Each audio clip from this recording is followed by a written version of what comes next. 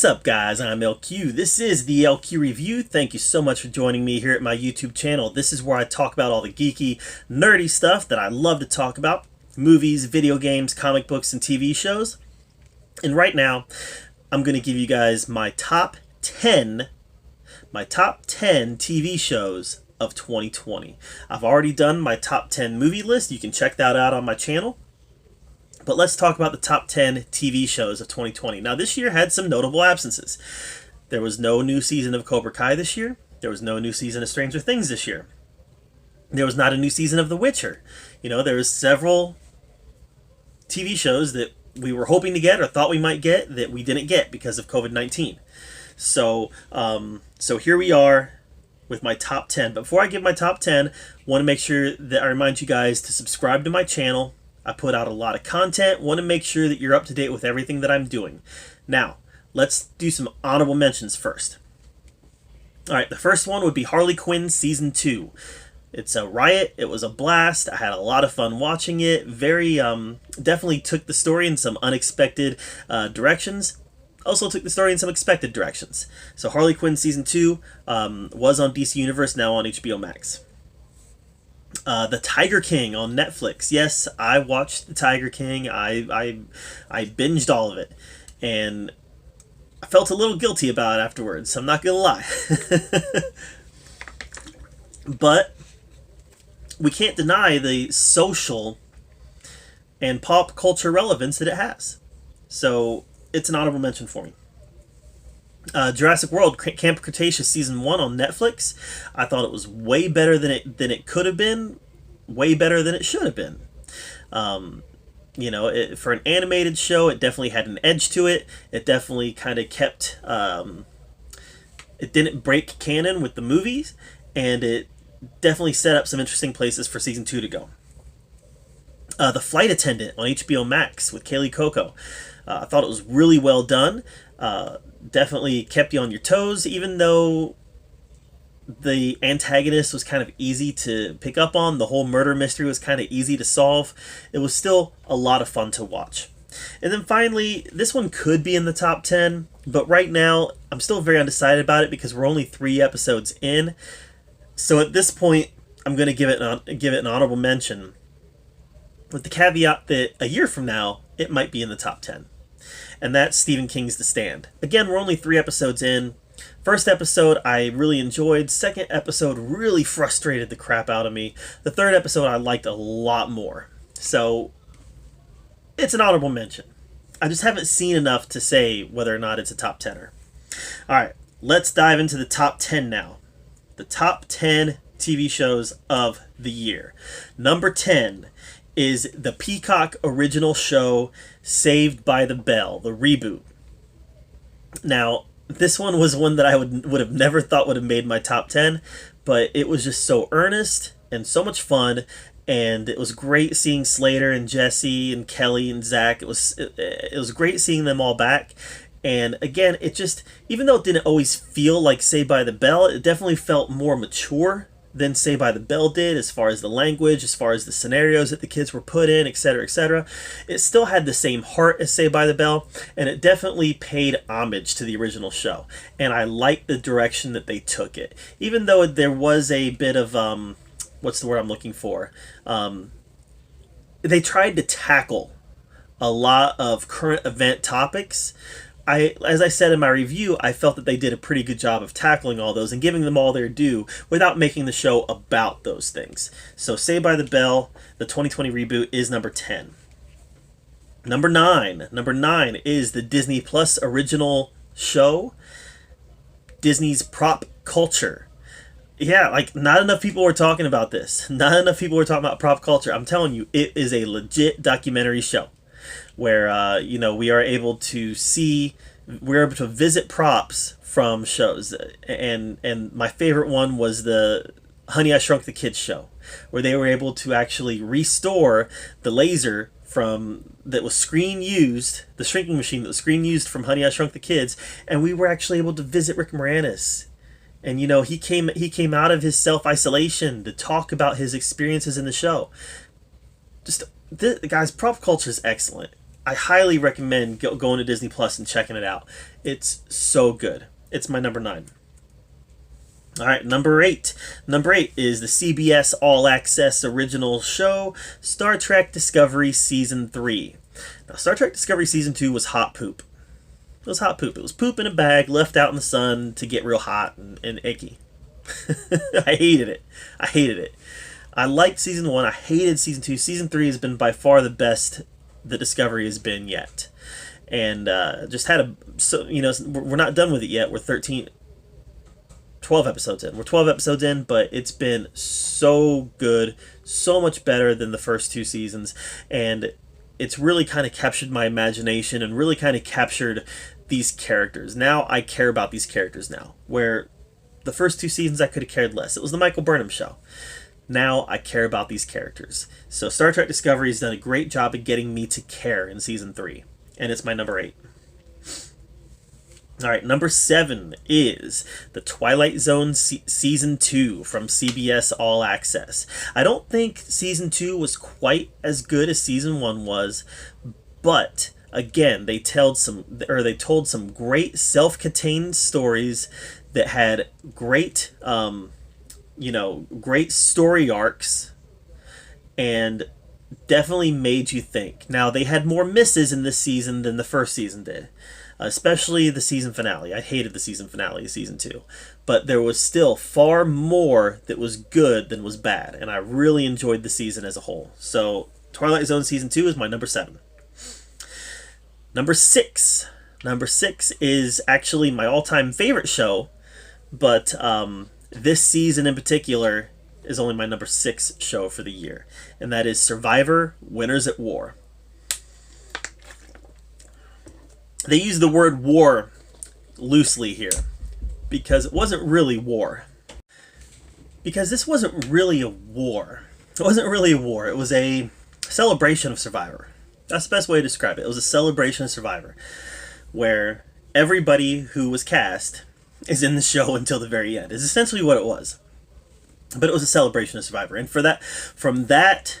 And Jeff actually set the stage in the very first episode with the wine, or the champagne, that it was going to be a celebration of Survivor. From that point of view, from that perspective, this season was a success. Tony owned the season. I thought he was the best player by far, and I was glad that he won. It was a very entertaining season, but it didn't always feel like Survivor. Sometimes it just felt kind of like a celebration of Survivor. So it was good, and I really enjoyed it.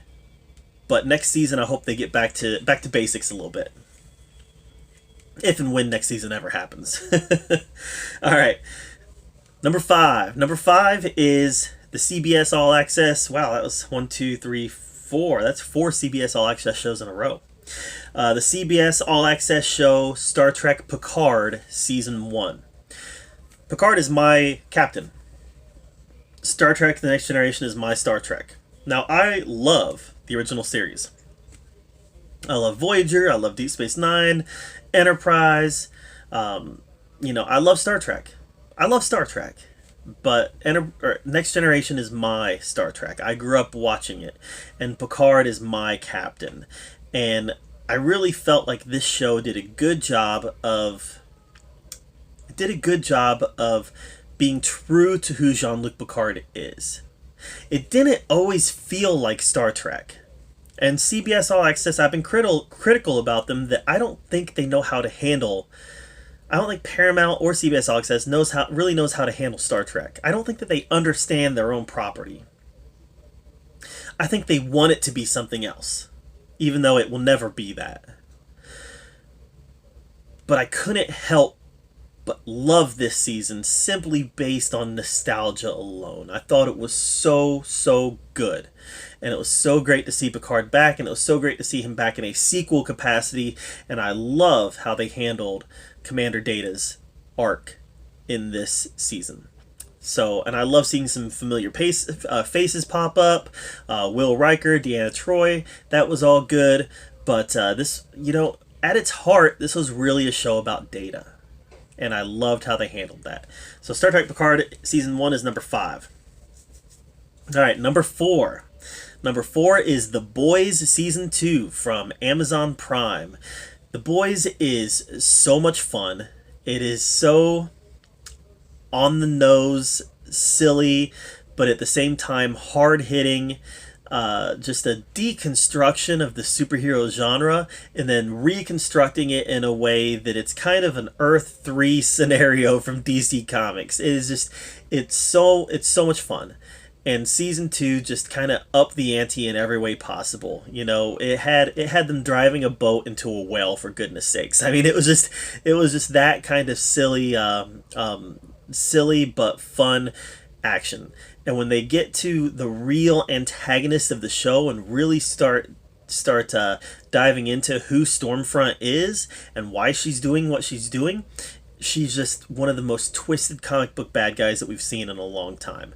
The Boys Season 2 rocked it, and if you haven't seen it yet, you definitely need to make some time to check it out because The Boys Season 2 was so good. Alright, that's number 4. Number 3 is a huge surprise to me. Just huge. But I loved it. And that is Stargirl Season 1. Yes, I know. I was just as surprised as you are. Stargirl Season 1 is my number 3. I liked it more than The Boys. It was, originally it was on DC Universe, and then it got picked up by CW.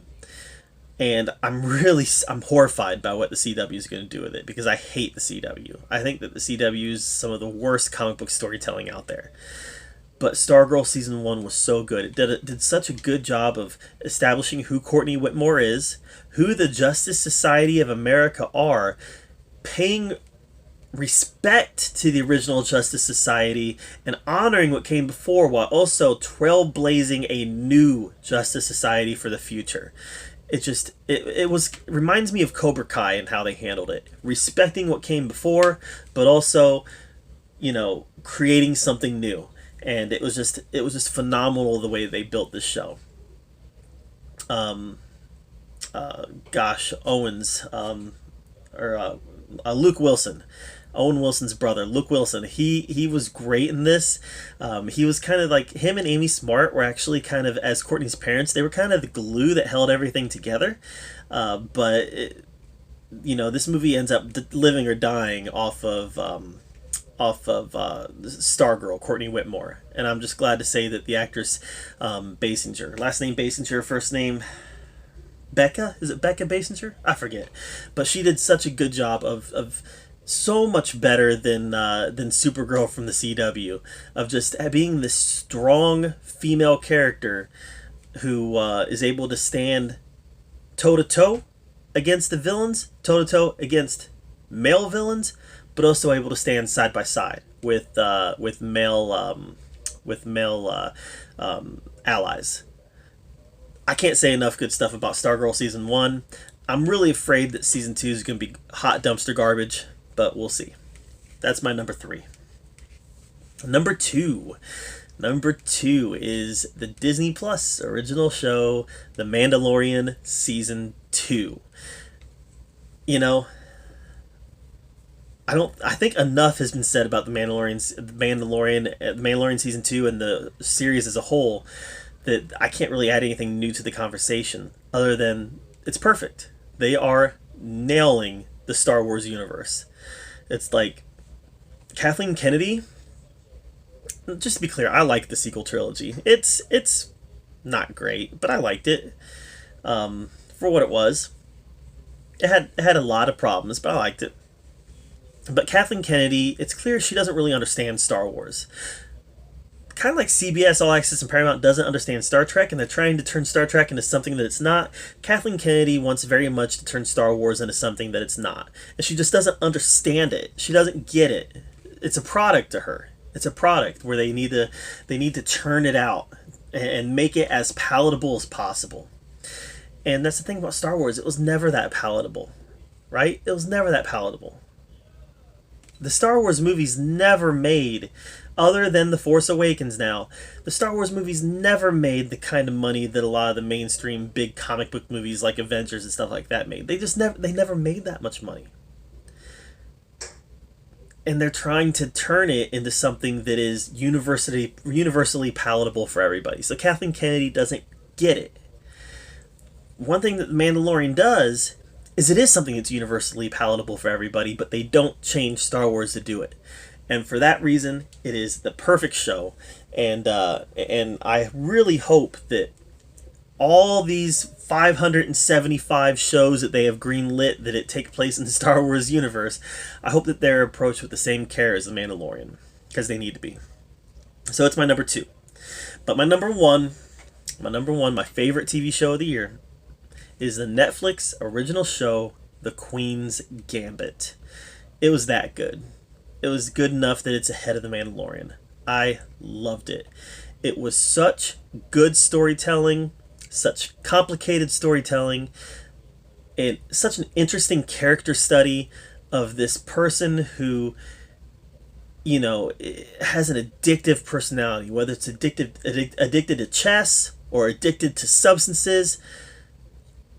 She has an addictive personality, and what is her conduit? How does she get over this addiction, etc., etc.? Just such an interesting show.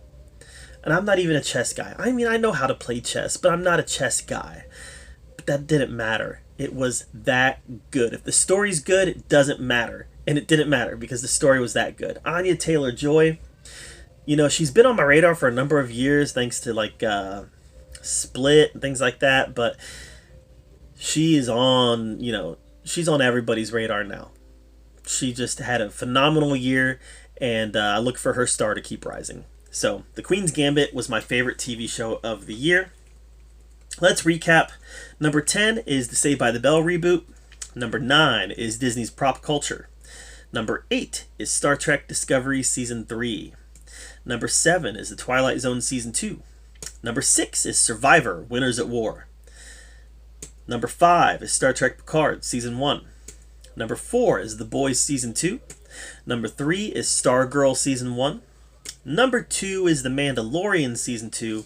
And number 1 is The Queen's Gambit. What was your favorite TV show of the year? Let me know in the comments down below. I'd love to hear what you have to say about it, and I'd love to have a conversation about it.